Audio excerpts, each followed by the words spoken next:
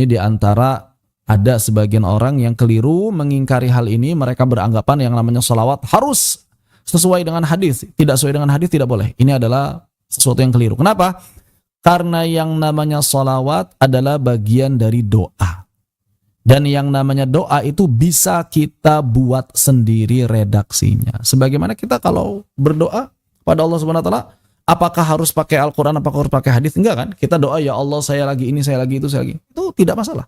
Maka sholawat adalah bagian dari doa, tidak masalah bagi kita untuk menyusun redaksi sendiri. Kemudian di sini beliau mengawali kisah beliau atau cerita beliau, kenapa beliau menyusun Kitabut Tibyan fi Adabi Hamalatil Quran. Saya ringkas saja bahwa intinya adalah di Damaskus di Suriah itu beliau melihat banyak orang yang begitu semangat dalam belajar serta mengajarkan Al-Quran. Setoran hafalannya, ya kemudian belajar tilawahnya, berarti tajwidnya, ada yang berkelompok, ada yang sendirian, itu mereka ternyata terlihat sekali semangat dalam mempelajari Al-Quran. Tapi sepertinya agak kurang, kata Imam Nawawi, di bagian adab. Begitu, ya, di bagian adab. Makanya Imam Nawawi kemudian, mereka ini bagus nih, udah rajin ngafal, udah rajin belajar tajwid, ya. Tapi kayaknya untuk masalah adab agak kurang.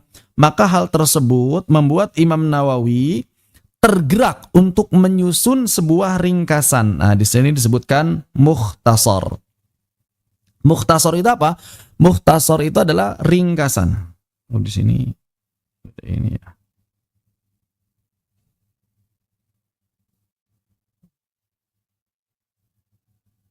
Oh, kayaknya kurang bagus yang ini.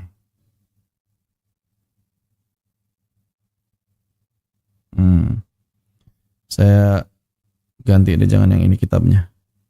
Ini catatan kaki yang pentingnya nggak langsung dicantumkan. Sebenarnya enak ini kitab yang ini, lebih jelas dibandingkan yang lain yang saya bagikan itu. Nggak apa-apa lah. Ini ada beberapa yang kurang akurat sebetulnya, kurang dari sisi cetakan, tapi nggak apa-apa lah. Ini ada catatan kakinya, yang penting catatan kaki. Kalau yang mau beli kitab, sebetulnya kalau yang bagus, kalau yang lebih akurat itu ya, ini bisa kitab ini nih. Yang kalau yang mau beli, lebih baik yang terbitan ini. Terbitan dari Ibnu Abbas atau Maktabah Ibnu Abbas. Ada dari Ibnu Abbas, ada Maktabah Ibnu Abbas, itu sama. Lumayan harganya memang dibandingkan yang lain, tapi itu termasuk yang bagus dari sisi pemilihan lafadz. Kan ini dirangkum oleh para ulama ya. Oleh para ulama itu dirangkum bahwa kitab aslinya itu tulisan tangan, disalin dari beberapa naskah yang berbeda, itu termasuk yang terbaik. Salah satu yang terbaik. Baik. Sampai mana tadi?